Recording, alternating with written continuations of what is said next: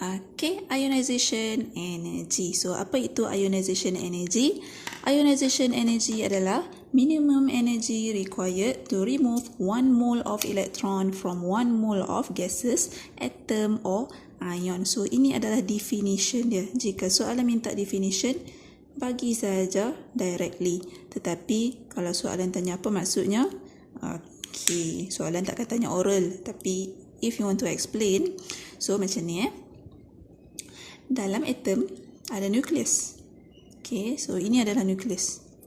Lepas tu kamu ada shell. So waktu kamu muda belia, waktu sekolah menengah dulu kamu belajar lukis atom macam ni, betul tak? Okay, shell equal to 1, awak ada 2 elektron. Shell equal to 2, awak ada 8 elektron. Awak susun macam tu. Lepas tu shell equal to 3. Ikutlah. Okay, macam tu. Okay, katalah shell equal to 3, kamu ada setakat 2 elektron je. Okay, macam tu. Setakat 2 elektron je, shell equal to 3. Okay, so ionization energy ini adalah bila kamu nak buang 1 elektron, ni, okay, nak buang 1 elektron daripada satu atom. So, katakanlah ini adalah magnesium sebab dia ada 2. So, katalah ini ada magnesium. So, kamu nak buang 1 elektron ni. So, kamu nak buang 1 elektron daripada magnesium untuk jadikan dia daripada Mg. Kamu buang 1 elektron, kamu jadikan dia Mg+. So, elektron kamu remove. So, ini elektron yang kamu nak buang. So, take out, keluar. So, energi banyak mana yang kamu guna untuk kamu tarik keluar elektron itu yang kita panggil sebagai ionization energy. Dan satu atom bukan bermaksud satu atom ni saja. Kamu akan darab dengan dalam darab 6.02 times 10 power of 23 atoms. Okey, dia mesti 1 mole. Okey, so untuk satu atom buang 1 dan darab lagi dengan 6.02 darab 1023 atom. So, dia mesti total 1 mole buang, barulah itu kita panggil sebagai ionization energy. Okay, satu atom buang 1 je. Tetapi berapa banyak atom yang akan perlu dibuang? Ini, Avogadro constant. Okay, so jika semua banyak ni atoms of magnesium buang 1 elektron, itu kita panggil 1 mole. Dan 1 mole itu bila dia buang dia buang semua 1 elektron, ionization energy kita akan dapat. Dan ionization energy ni ada satu lagi benda yang penting. Ingat tak sebelum ni kita cakap nukleus akan tarik elektron di luar. So bergantunglah, kalau dia makin dekat makin kecil lah. Okay, jika shell dia sikit, so dia akan kecil. Kalau shell dia besar, kalau dia akan jadi saiz besar. So, jarak jauh, attraction akan lemah. So, jika jarak kecil, dia akan attraction strong, saiz dia akan kecil. So, ionization energy relate sangat kuat dengan saiz. Okay. So, across period, kita akan ulang balik point yang sama, cuma kita akan tambah saja, add on saja. So, across period, ionization energy akan bertambah apabila atomic radius kamu mengecil. Okay, smaller.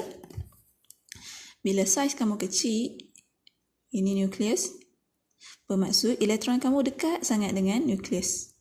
Okay, ini elektron dekat sangat dengan nukleus dan nukleus ini sedang menarik elektron ke arah dia.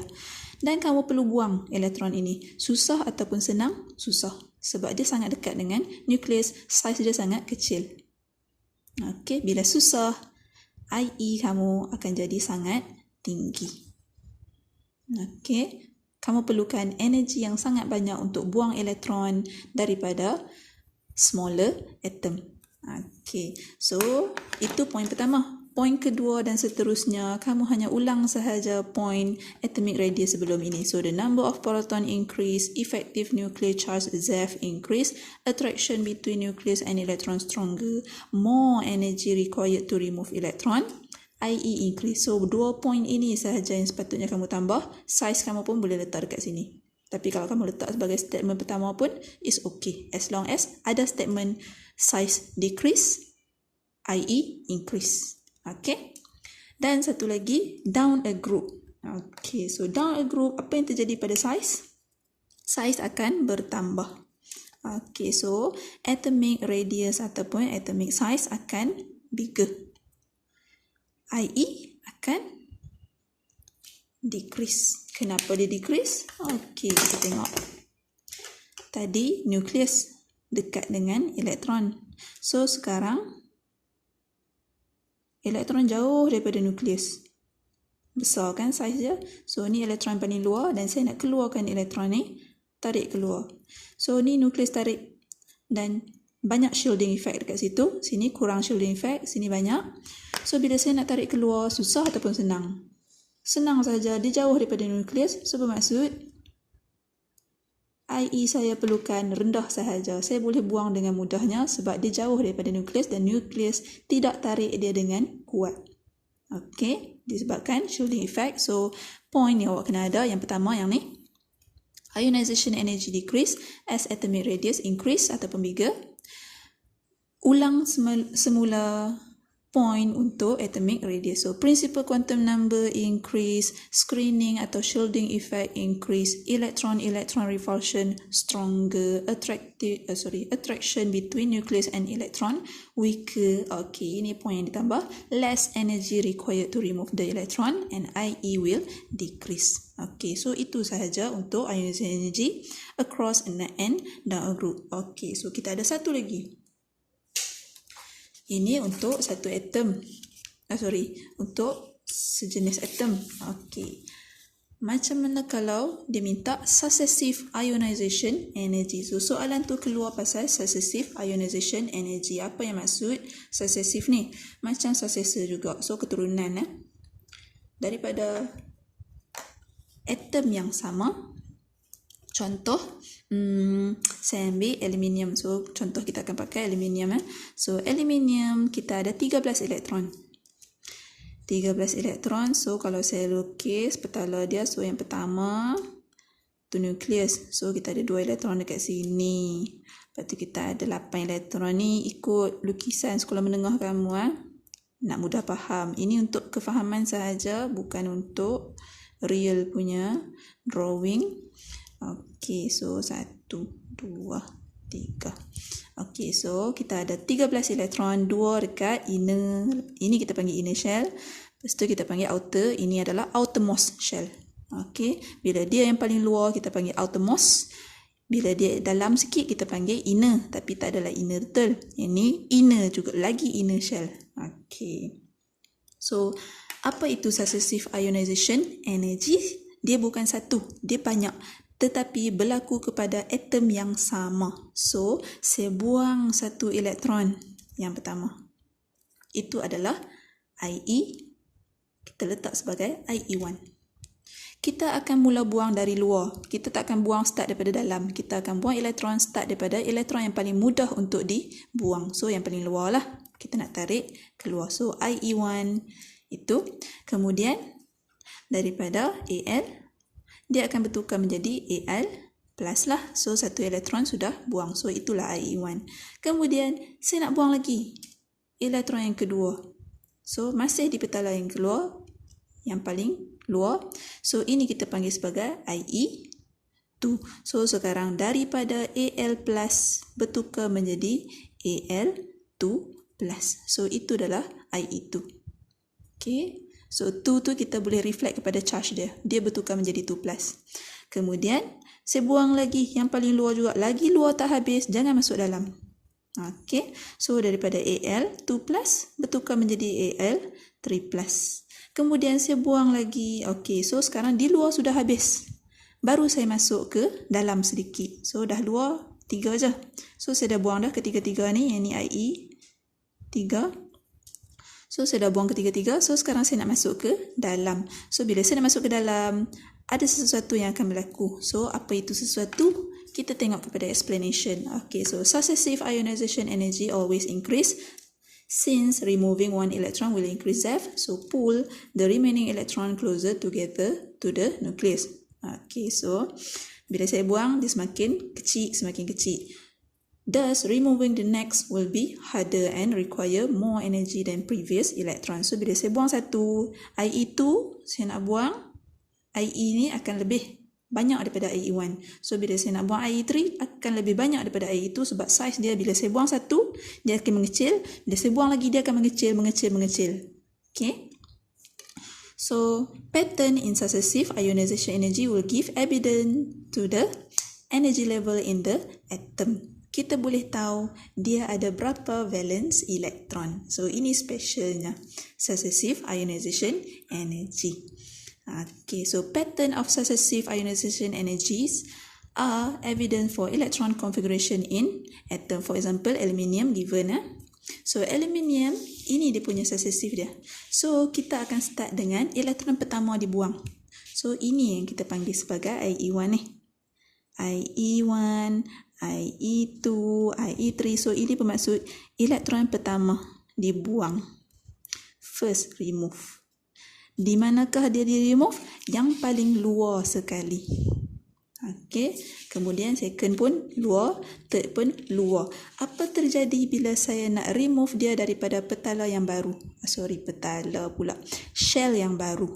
Di mana shell itu bukan daripada shell yang paling luar, shell yang masuk ke dalam sedikit. Kamu akan nampak ada lompatan energi ataupun kita panggil sebagai drastic increase.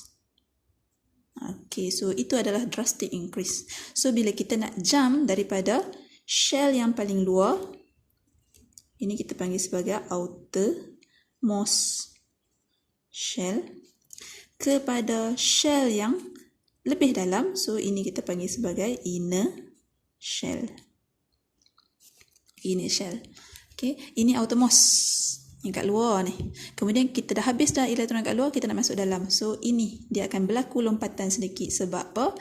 Shell yang di dalam ini, energi dia ataupun kekuatan untuk keluarkan dia lebih tinggi disebabkan dia lebih rapat dengan nukleus. Dia lebih rapat dengan nukleus berbanding shell equal to 3. Okay. So, macam itulah. So, kita akan nampak drastic increase dan elektron seterusnya adalah daripada inner shell. Apa jadi bila ke-8 elektron ini sudah habis dibuang dan kita nak masuk shell yang baru pula? Dia akan berlaku lagi sekali drastic increase.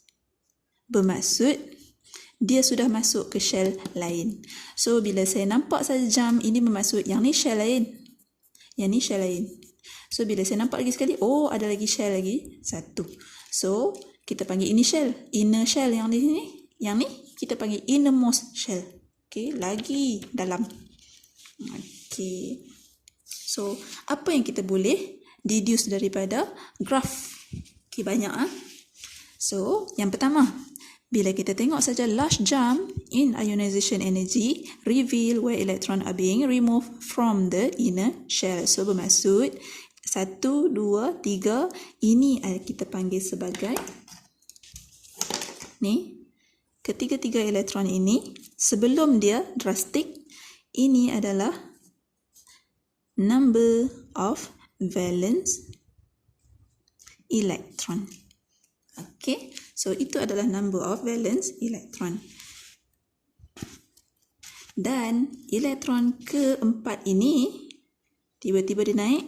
Kenapa dia tiba-tiba naik? Ini bermaksud elektron keempat ini sudah datang daripada inner shell. So, the fourth electron from inner shell. So, the first 3 electron before a large jump means only 3 valence electron in the outermost shell. So, the valence electron configuration will be NS2 and P1. So, kamu kena tulis macam ni. Kita kena NSX NPY. Jika kamu ada 3, so isikan NS hanya boleh ada 2 elektron sahaja. So, bila dah 2, kamu ada lagi 1 saja, masuklah NP1. So, N ini kamu tak perlu letak number. Sebab kamu tak tahu dia period mana. Tetapi, macam ni, kamu tahu period mana. Macam mana kamu nak tahu period berapa? Kita hanya tengok berapa anak tangga dia. So, kita ada 1 anak tangga, 2 anak tangga, 3 anak tangga. So, jika ada 3 anak tangga, itu bermaksud dia datang daripada period 3. Okey, boleh. 3 anak tangga. Tahu tak 3 anak tangga tu apa? 3 steps. Bila kamu pijak di anak tangga. So, kamu pijak di sini, di sini, di sini. So, itu kita panggil anak tangga ataupun step. So, 3 step, period 3. Kalau 4 step, period 4. Okey.